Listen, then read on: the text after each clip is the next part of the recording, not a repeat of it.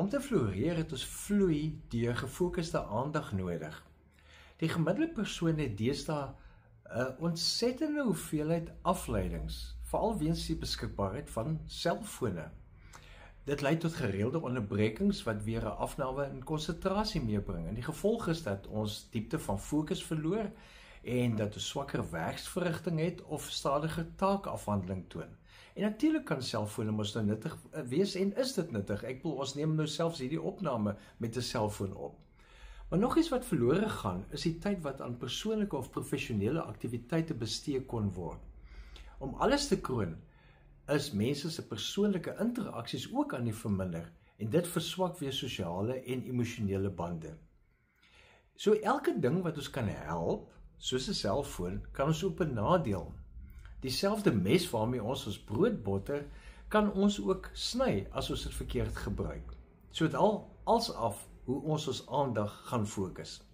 As ons aandag fokus op goed wat die tyd laat verbyvlieg sonder dat dit ons help om te floreer, is dit soos 'n mes wat onsself mee raak sny.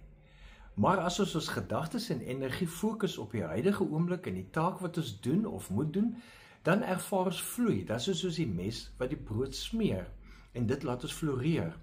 Veral as dit 'n taak is wat ons doen om God te eer.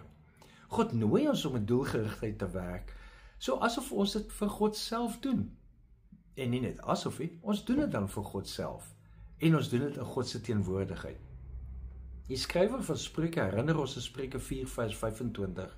Hou jou oë op die pad vorentoe. Kyk reg voor jou uit. Met ander woorde, gee doelgerig aandag.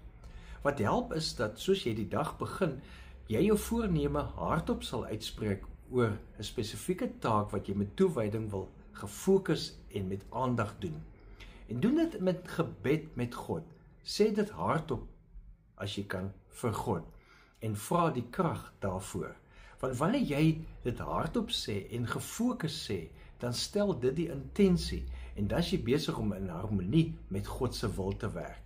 En jy gaan 'n ervaring van vloei, flow, soos Mihaly Csikszentmihalyi dit noem, gaan jy kry en dit gaan jou help om te voel jy floreer.